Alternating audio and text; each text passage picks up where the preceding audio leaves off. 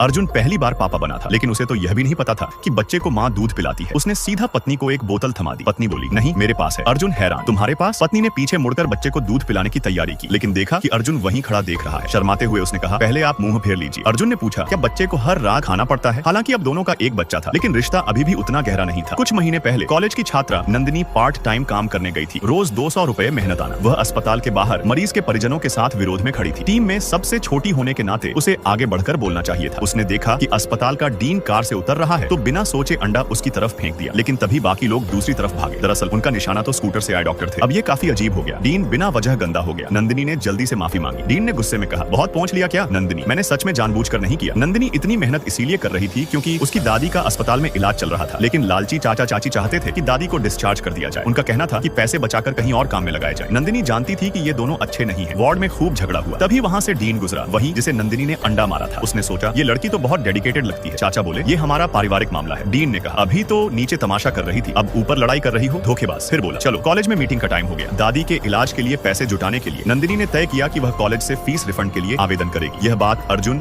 Dean ने सुन ली। उसे नंदिनी के बारे में पहले का गलतफहमी याद आया और लगा कि शायद वह गलत सोच रहा था। जब प्रिंसिपल ने रिफंड मना किया तो अर्जुन ने उसकी सिफारिश की। असल में अर्जुन सिर्फ डॉक्टर ही नहीं बल्कि शहर के सबसे अमीर परिवार का पोता भी था। प्रिंसिपल ने कहा, पहली बार देख रहा हूँ कि तुम किसी के लिए सिफारिश कर रहे हो, और आदेश दिया उसकी फीस वापस कर दो और उसे स्कॉलरशिप भी दे दो। नंदिनी, धन्यवाद प्रिंसिपल सर। धन्यवाद अर्जुन सर। लेक्चर खत्म होने के बाद कई लड़कियां अर्जुन का कांटेक्ट लेना चाहती थी। किसी ने तो उनके कमरे में अजीब सा सुगंधित धूपदान भी रख दिया। नंदिनी की सहकर्मी ने गलती से उसे अंदर बुला लिया, जिससे अर्जुन को लगा कि धूपदान नंदिनी ने रखा है। कुछ पल की नजदीकी के बाद अर्जुन ने तुरंत उसे अनजान मान लिया और एक ब्लैक कार्ड उसकी तरफ फेंक दिया। उसे लगा कि नंदिनी उसकी माँ ने जानबूझकर भेजी है ताकि वह उनके बच्चे की माँ बन जाए। अर्जुन, मैं ऐसे लालची धोखेबाज के साथ रिश्ता नहीं रखना चाहता। नंदिनी, मैं धोखेबाज नहीं हूँ। अर्जुन, 3 करोड़। नंदिनी, मैं सच कह रही हूँ। अर्जुन, 1 करोड़। दादी के इलाज के लिए मजबूर होकर नंदिनी ने पैसे ले लिए और इस तरह उसकी छवि एक लालची लड़की की बन गई। 8 महीने बाद नंदिनी ने अर्जुन के बच्चे को जन्म दिया। जब बच्चे का चेकअप करवाने गई तो डॉक्टर वहीं अर्जुन निकला। चेकअप के दौरान पता चला कि बच्चे को जन्म से ही दिल की बीमारी है। अर्जुन ने तुरंत पूछा, क्या पिता को पता है? नंदिनी ने हिम्मत करके पूछा, अर्जुन सर, क्या आपको बच्चे पसंद है? अर्जुन समझ गया और बोला, ये बच्चा मेरा नहीं है। वह बोला, उस रात तुमने दवा ली थी। स्पेशल पिल का 12 घंटे में असर 96.9% होता है। अगर मेरा स्पर्म उस 0.1% में भी आ गया तो बच्चा इतना कमजोर नहीं होना चाहिए। नंदिनी, आप हद पार कर रहे हैं। उसने कहा कि बच्चे का पिता कोई और है जो अर्जुन से कई गुना अच्छा है। अर्जुन ने ताना मारा, अगर वह इतना अच्छा है तो तुम्हें मेरी कार्ड से खर्च क्यों करना पड़ा? असल में नंदिनी ने सिर्फ एक बार कार्ड से दादी का अस्पताल का बिल भरा था, लेकिन उसने सफाई नहीं दी। उसने कहा, मैं ये पैसे लौटा दूंगी। घर लौटने पर ब्लैक कार्ड गायब मिला। जल्द ही उसने देखा कि चाचा चाची महंगे सामान लेकर आए और कार खरीदने की बात कर रहे हैं। कार्ड उनके पास था। दादी ने कहा, ये नंदिनी के मेहनत के पैसे हैं, लौटा दो। लेकिन चाचा ने कहा, इसमें करोड़ों हैं, ये इसके हो ही नहीं सकते। जब दादी को पता चला कि बच्चे के पिता का कोई पता नहीं और नंदिनी को भी नहीं मालूम तो उन्हें सदमा लगा।